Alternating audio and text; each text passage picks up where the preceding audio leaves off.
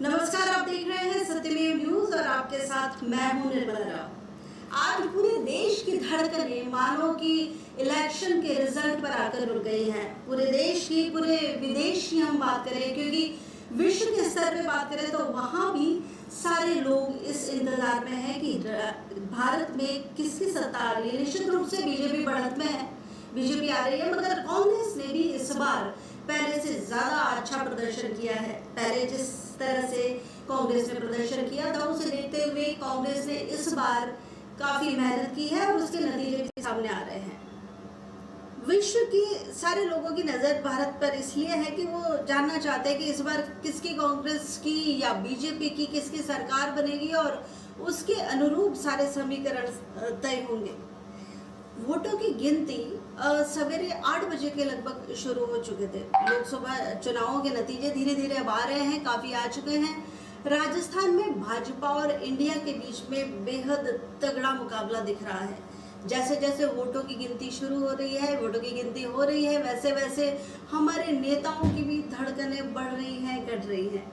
ये तो चलता है चुनाव में, और अनुरूप जिस तरह के नतीजे थे, चुनावों के नतीजे जिस तरह से बीजेपी चाह रही थी, उनके मन मुताबिक नतीजे तो नहीं आए हैं, मगर फिर भी बीजेपी वापस सत्ता में आएगी, ये तो निश्चित है।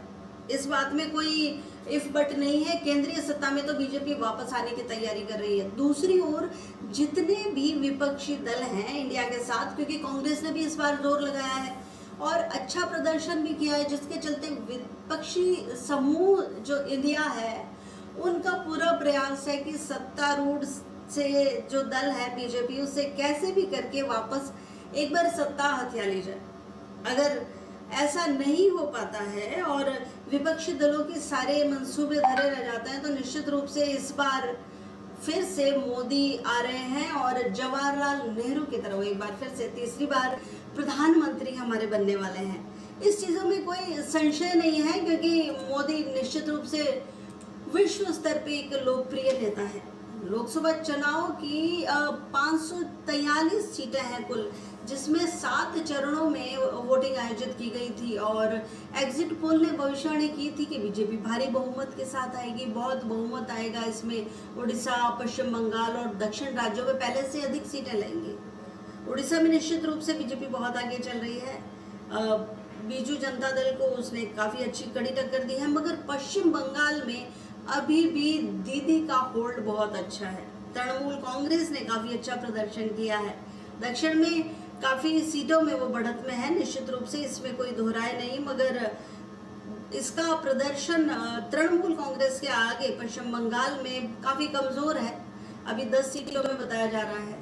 अयोध्या में बीजेपी का हारना निश्चित रूप से बड़ा अफसोसनाक है। लोगों को काफ़ी अफसोस हो रहा है कि बीजेपी ने अयोध्या में काफ़ी काम किए, मगर इनके बावजूद भी वो बीजेपी की एक भी सीट अयोध्या में सीट नहीं आ पाई, अयोध्या की सीट नहीं आ पाई। मगर इस दर्द पर मरहम लगाया शिवराज सिंह चौहान ने मध्य प्रदेश से। शिवराज सिंह चौहान 8 लाख से ज़्यादा वोटों से जीते, 8,20,000 वोटों से शिवराज सिंह चौहान जीत चुके हैं। उनकी जीत डिक्लेयर हो चुकी है, तो ये निस्संदेह बहुत बड़ी बात है और इसमें कहीं ना कहीं बीजेपी को मरहम तो लगा है। अफसोस तो था अयोध्या में हारने का, मगर शिवराज सिंह चौहान ने बहुत अच्छी जीत हासिल की।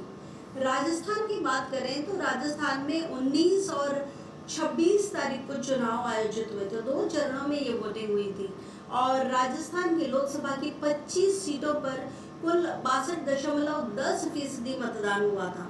पहले के मुकाबले यानी कि 2019 की हम बात करें तो आम मतदान जो हुआ था 2019 में, उसके मुकाबले करीब 4.25% इस बार मतदान कम हुआ।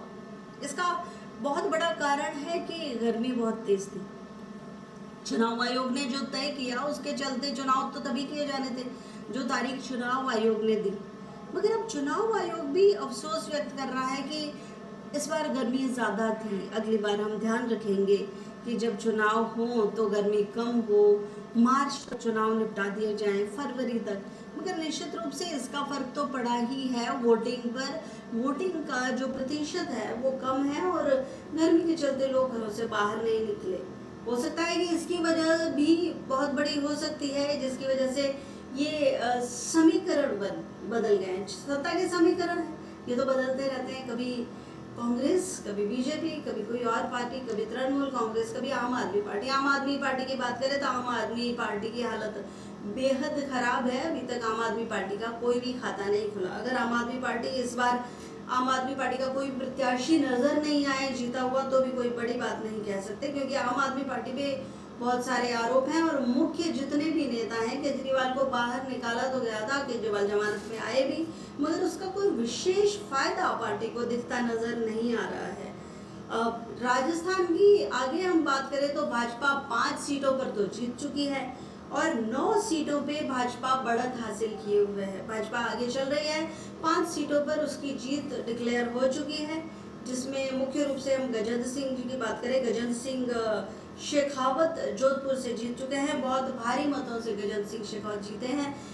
जयपुर की हम बात करें तो जयपुर की ग्रामीण और शहरी दोनों सीटें भाजपा की झोली में आ चुकी हैं। मंजू शर्मा ने भी बहुत अच्छी जीत हासिल की है और राव राजेंद्र सिंह भी जीत चुके हैं। हालांकि राव राजेंद्र सिंह की जीत को कुछ विवादास्पद बताया जा रहा है और उनके विपक्ष में चोपड़ा खड़े हुए थे, जिन्होंने वापस रिकाउंटिंग की बात की। रिकाउंटिंग हो रही है और उसके बावजूद भी राव राजेंद्र सिंह ही आगे चल रहे हैं।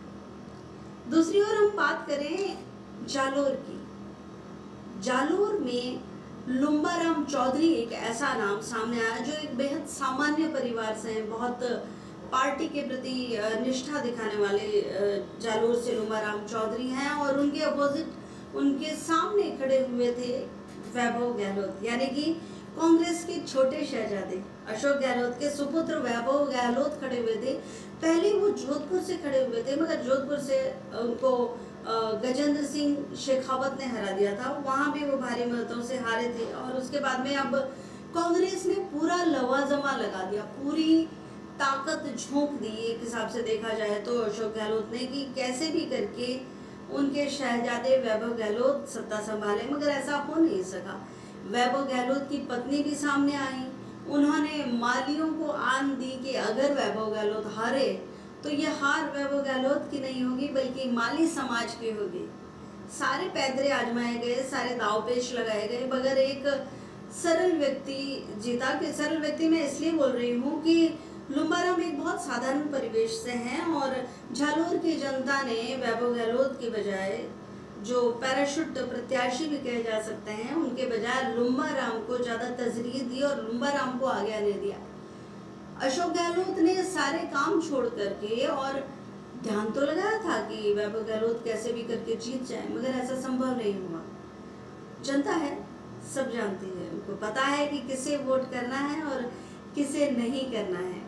कुछ भी हो सकता है, कहीं जातीय समीकरण होते हैं, कहीं धार्मिक समीकरण होते हैं। विकास को लेके अक्सर वोट आज तक हिंदुस्तान में बहुत कम दिए जाते हैं, विकास को तरजीह नहीं दी जाती है, विकास सबसे आखिरी में खड़ा रहता है।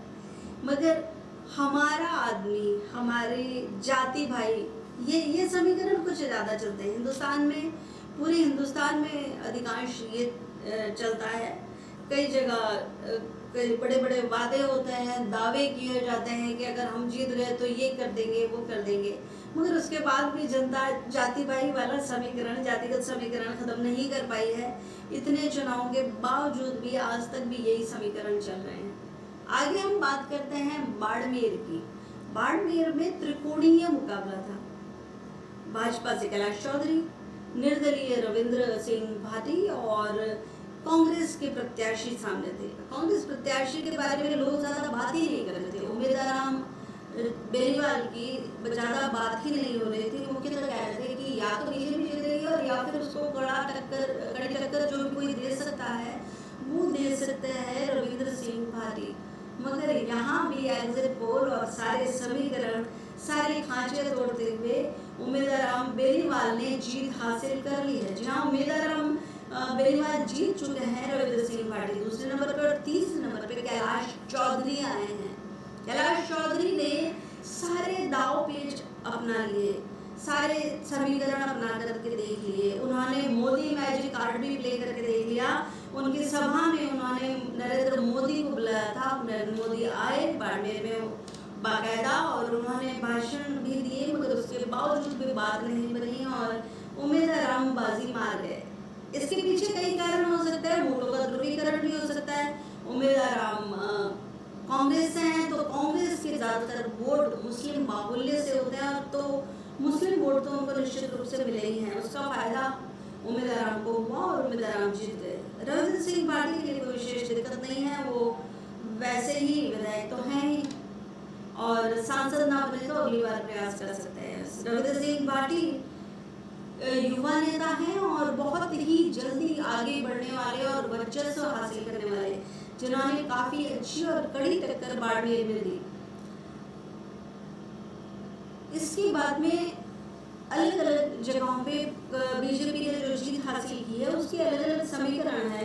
कहीं कोई वजह हो सकती है। अब तक अगर हम भारतीय जनता पार्टी की बात करें तो 7 सीटें वो जीत चुकी है और 7 में वो लीड कर रही है, अगर भारतीय जनता पार्टी की बात करें। वहीं कांग्रेस की हम बात करें तो कांग्रेस 1 सीट पर जीत हासिल कर चुकी है और 7 सीटों पर वो लीड कर रही है, यानी कि कुल मिला के 8 सीटों पर वो आगे है।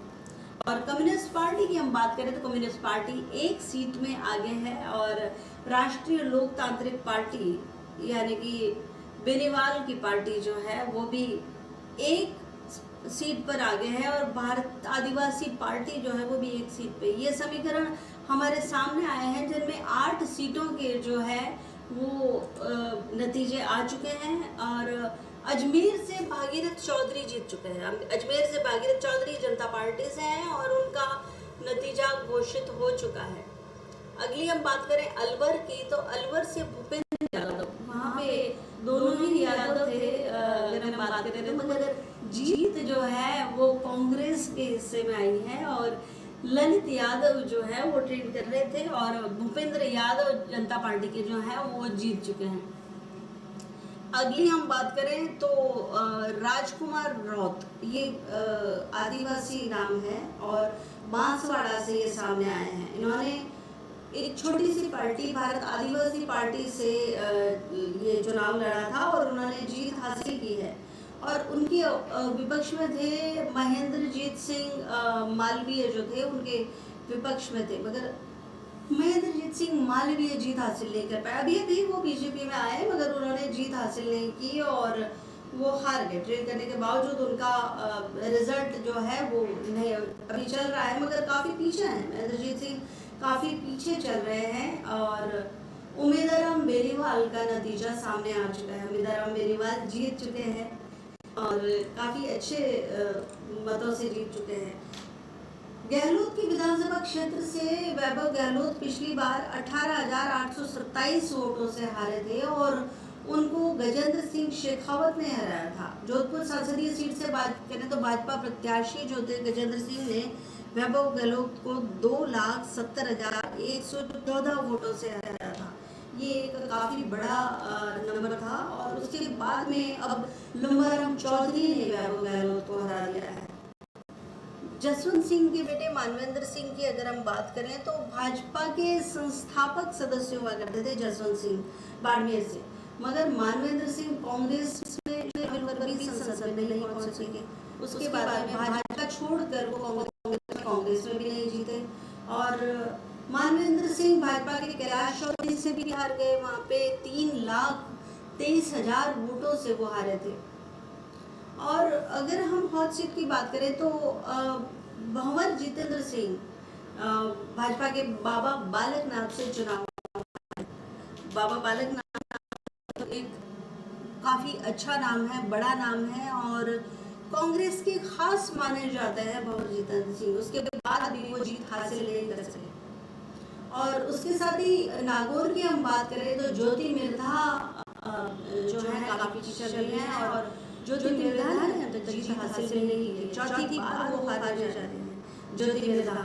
नागौर की सीट में अभी हाल में शामिल हुए थे राष्ट्रीय लोकतांत्रिक पार्टी के बेनीवाल के लिए उन्होंने सीट छोड़ी थी, मगर भाजपा के सभी 34 प्रत्याशियों के साथ बेनीवाल भी जो है वो इस दौड़ में शामिल हैं। अब समीकरण ये कह रहे हैं कि जीत भारतीय जनता पार्टी निश्चित रूप से बहुमत में है, मगर फिर भी कांग्रेस ने कड़ी टक्कर दी है। अगर कहीं कुछ और समीकरण बैठते हैं तो उसके चलते हम ये मान सकते हैं कि सत्ता में काफी परिवर्तन आ सकते हैं। रुकते हैं एक ब्रेक के बाद और कुछ और जानकारियाँ